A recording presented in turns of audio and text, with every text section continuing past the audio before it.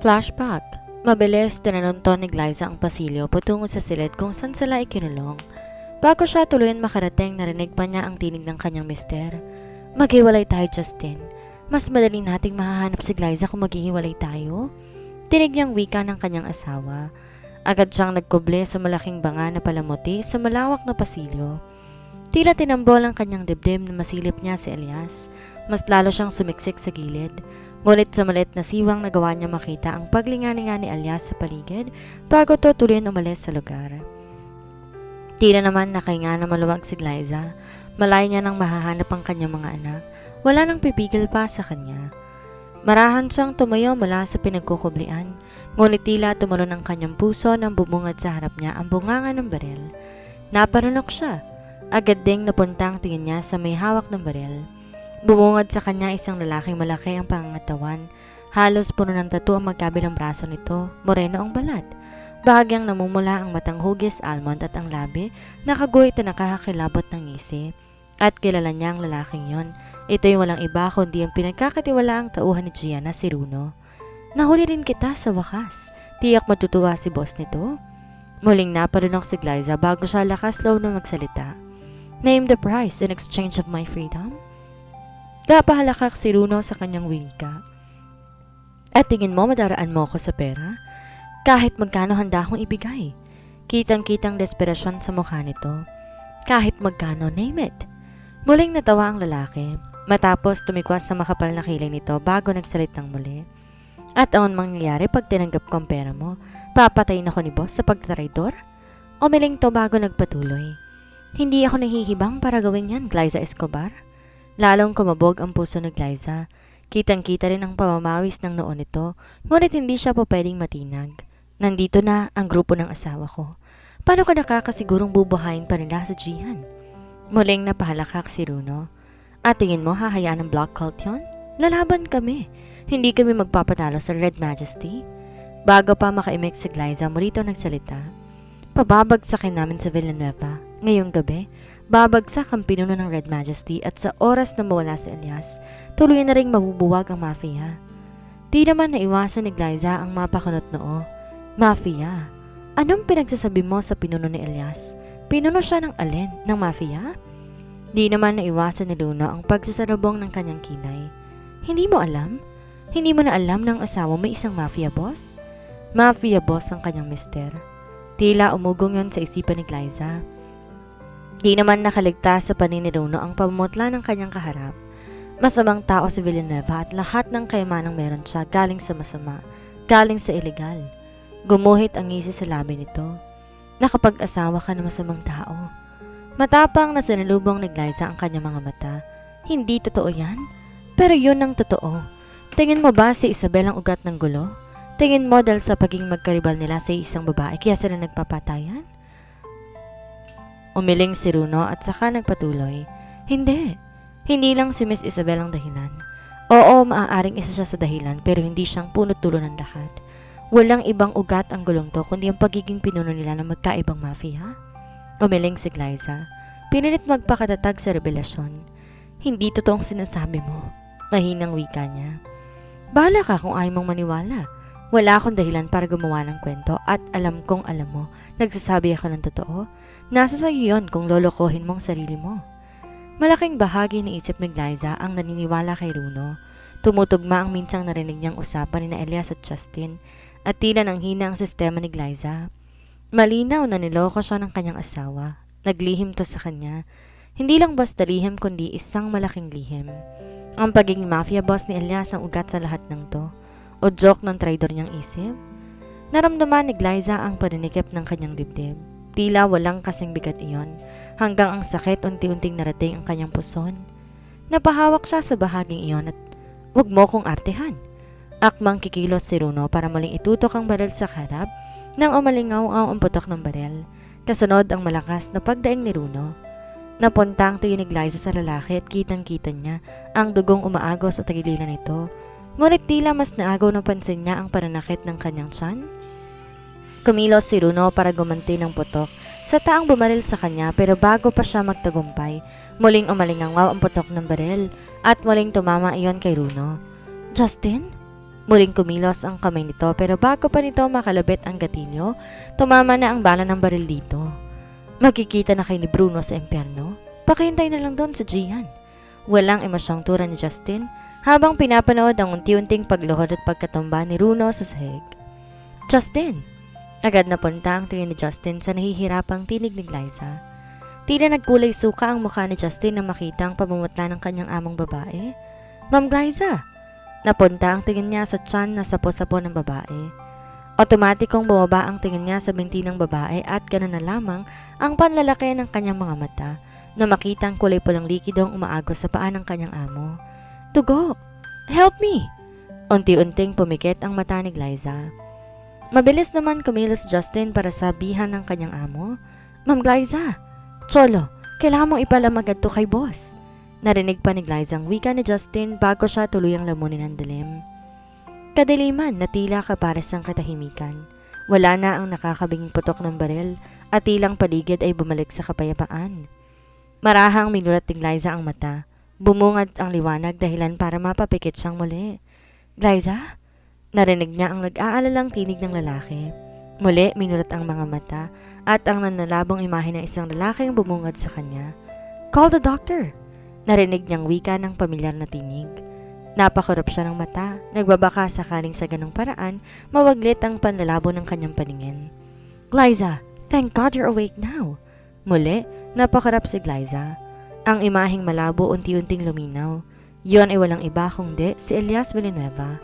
How are you feeling? Kitang-kita ang pag-aalala sa mga mata ni Elias. Sa halip umimik, ginalon ni Liza ang tingin sa paligid. Bumungad sa kanyang pamilyar na lugar. Walang iba kundi ang master's bedroom ng mansyon ni Elias Villanueva. Ayos ka lang ba? May masakit ba? Muling napunta ang tingin niya kay Elias. Ang mga bata. Tanong niya sa halip sagutin ang tanong nito. Napabugan ng hangin si Elias. Kitang-kita rin ang pagguhit ng lungkot sa mata nito. Inahanap sila ng mga tauhan ko. Mahinang wika ni Elias.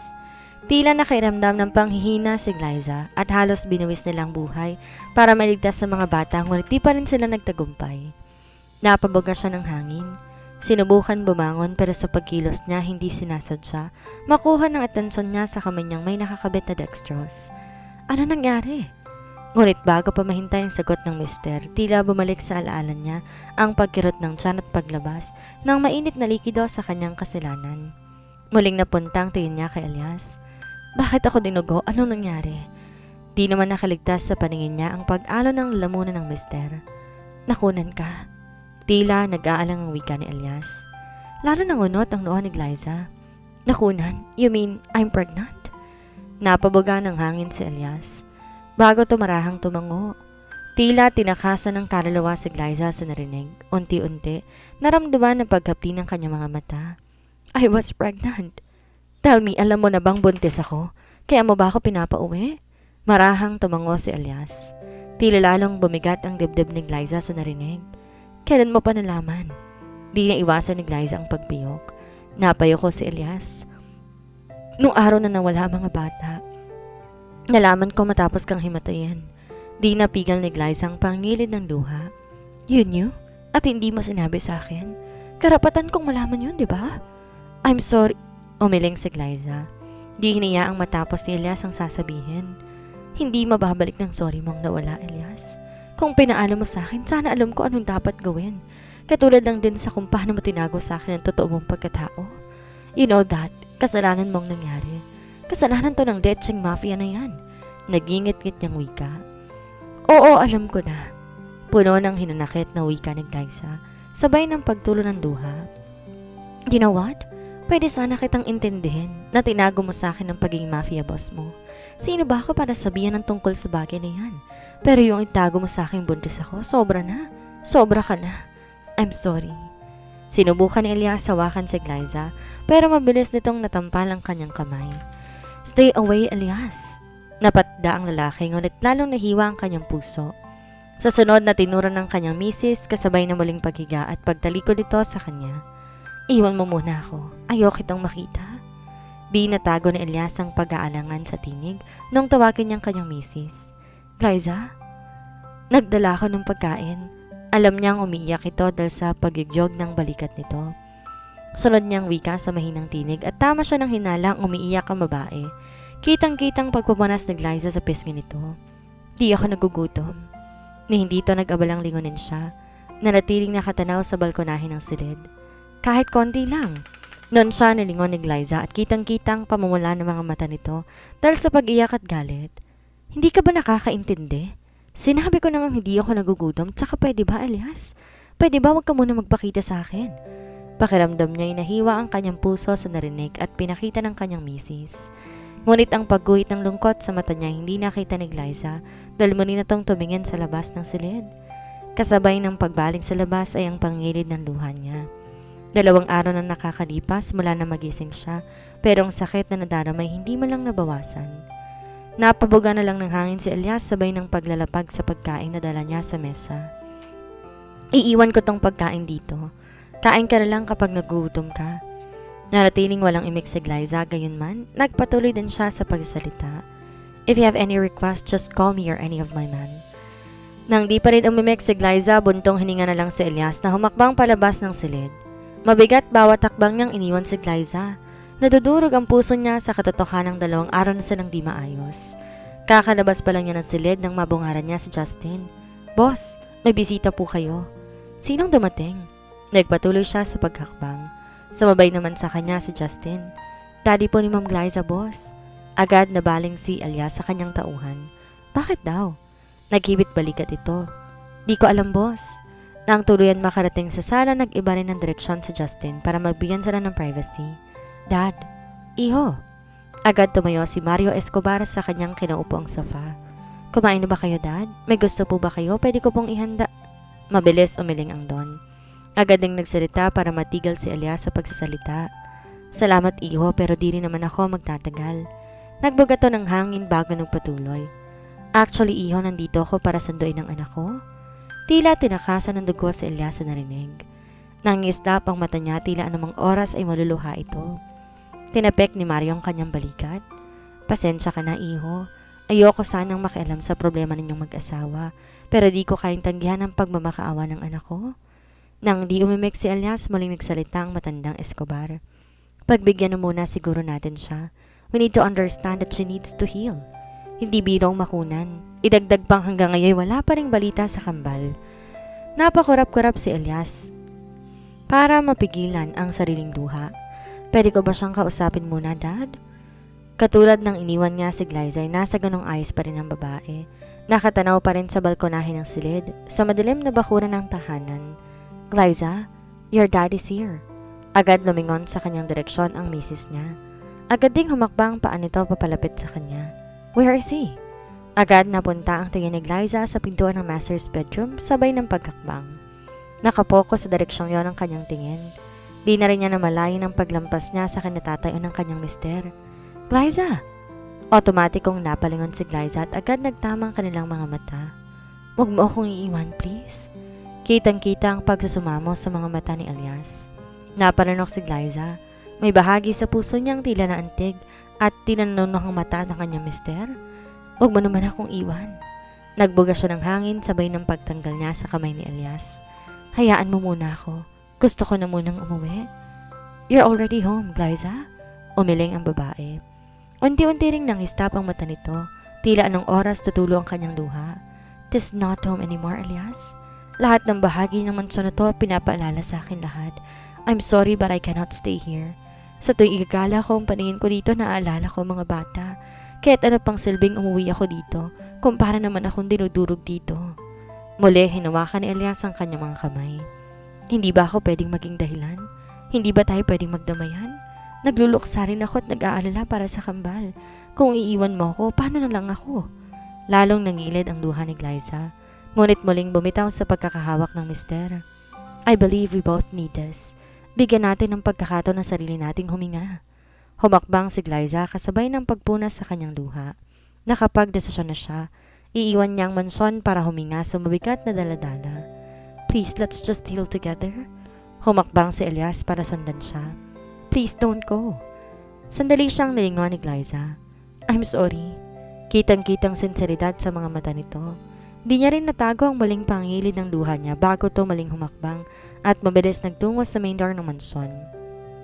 Di rin to nagawang pigilan ng kanyang biyanan. Hayaan mo muna iho, konting panahon lang. Alam kong yan ang kailangan ng anak ko. Bigyan mo siya ng space, na kasi siguro kung babalik din ang anak ko sa'yo. Di rin niya napigil na mapaluha. Maliliwanagan din ang anak ko, iho. Intindihin mo na lang muna siya sa ngayon. Natatakot ako, Dad. Baka kasi tumigil to na tila nag-aalangan sa sasabihin. Kilala ko ang anak ko, iho. Alam ko mahal ka niyan. Magagalit siya, oo, pero siguradong papatawarin ka rin nun. Bigyan mo lang siya ng konting panahon. Ang mga salitang iniwan ni Mario Escobar tila nagpagaan sa alalahanin ni Elias. Ngunit di naging sapat para tuluyang mapanatag ang kanyang loob. Kinabukasan di siya nagsayang ng oras at agad pumunta sa tahanan ng mga Escobar. Di rin nalimutang magdala ng ponpon ng pulang rosas at kahon ng tsokolate. Ayaw kanyang harapin, iho, pasensya ka na. Babalik na lang po ako, Dad. Maghintay ako hanggang maging ready si Glyza. At nangyari ngang sinabi ni Elias. Sa sumunod na isang linggo, nagpatuloy siya sa pagpunta sa tahanan ng mga Escobar. Tulad ng nauna, para siyang naniligaw na may dalang bulaklak at tsokolate. Ngunit di mapapayag si Glyza ang harapin siya. Pasensya ka na, iho. Susubukan ko siyang kausapin. Pakisabi na lang ho, baka hindi ako makadalaw bukas. Magiging busy po ako this week, Dad. Makakarating sa kanya, iho. At gaya ng sinabi, naging sobrang abala ni Elias. Halos isang linggong hindi bumisita sa tahanan ng mga Escobar dahil naging abala sa pagsuyod sa maaaring kinaroroonan ng wawalang kambal. Ngunit naging mailap sa kanyang tagumpay. Si Glyza ba ang ipinunta mo, iho? Agad nabungad ni Daddy Mario nang muli si Elias bumisita. Kakaalis lang niya, iho. San po siya pumunta, Dad? Well, hindi ako sigurado. Pero nung mga nakarang araw nakikipag-coordinate siya sa pulis para mahanap ang kambal. Napatango na lang si Elias.